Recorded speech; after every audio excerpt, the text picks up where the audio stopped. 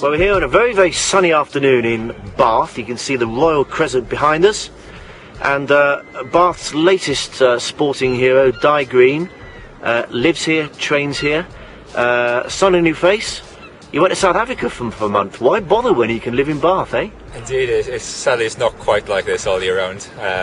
It's become a very, very nice time. But yeah, the sun does definitely make a difference for our training, and it's a pleasure to train outdoors in weather like this. Well, the sun proverbially has been shining on you for certainly the last 2 years. European champion, Commonwealth champion, and now world champion 400 metres hurdles. So not bad, but there's one medal missing this summer. Indeed, I mean I've won everything else that athletics has to offer in terms of the outdoor season, and I guess the gold medal at London is the dream come true. Really, it's the biggest competition you can do as an athlete, and it's the biggest accolade you can have bestowed on you. And I've waited a long time for this opportunity, and for me it couldn't come at a better time, really, given the last couple of years.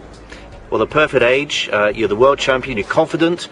Lots of ifs and buts. Anything can happen, but as long as you prepare, no reason why you can't give it a very, very good go this summer, I would have thought. Indeed, I mean I feel as though I'm doing everything I can to be in the best shape possible for that final when it comes along.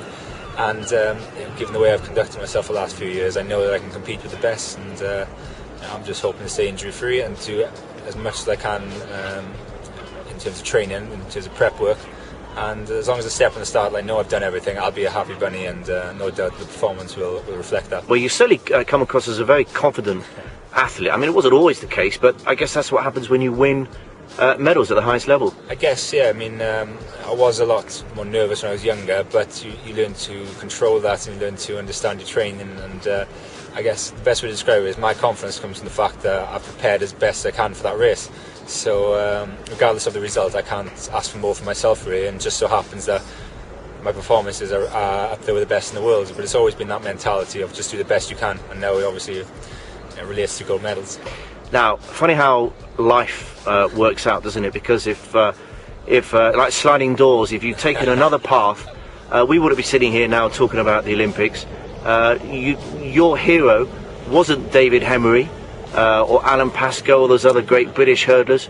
Your hero was Ryan Giggs, and you wanted to be a footballer, and you were pretty good as well. I was a good footballer, but I guess like so many others, I fell by the wayside. I just wasn't enjoying playing my sport. I wasn't, and I didn't have pushy parents. They accepted that, and I was happy to leave the club of Swansea that I was at. Yeah, hold on a minute. You were at Swansea City, so you were pretty good. I was good, yeah, and I've been offered the youth contract and everything. I guess that's the golden ticket, as it were, in footballing terms. I've been offered that, and I turned it down because I wasn't enjoying myself, and I just wanted to play sport and be happy, and I eventually found athletics, and I guess that's where the love affair started. But there is a bit of a link here, because one of the good reasons why you're good at hurdling is that you can take any hurdle with any foot. Now tell us why. Indeed, I mean in my event it is crucial to be able to hurdle off both legs. It gives you such flexibility when you're racing, and the only reason is I was born naturally right-footed, but my hero is Ryan Giggs, a left-footer, so I wanted to be like him, so much so I used to dribble around cricket wickets in the back garden using only my left foot. I had two younger brothers I used to play football with, and I'd always use my weaker foot, my left foot I would, and before I knew it I was training that up so much that there was hardly any difference between the 2 feet.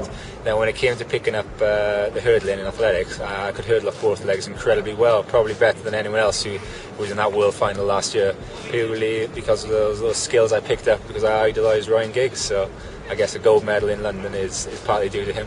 But anyway, you decided at 16 you weren't enjoying it, so you left, and at that point you were a decent athlete, but I mean you were just a communal garden decent athlete. You had no aspirations, did you?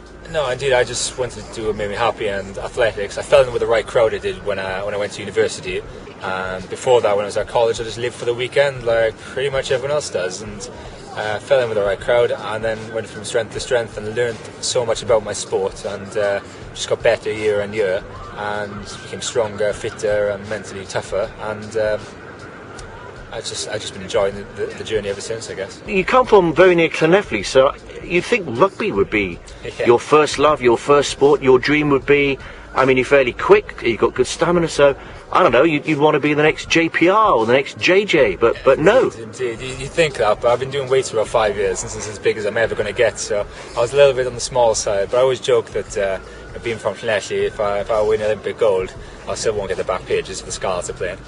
That's probably true. But you're a massive Welsh sports fan, aren't you? I mean, even though you don't play it, you love your rugby, don't you?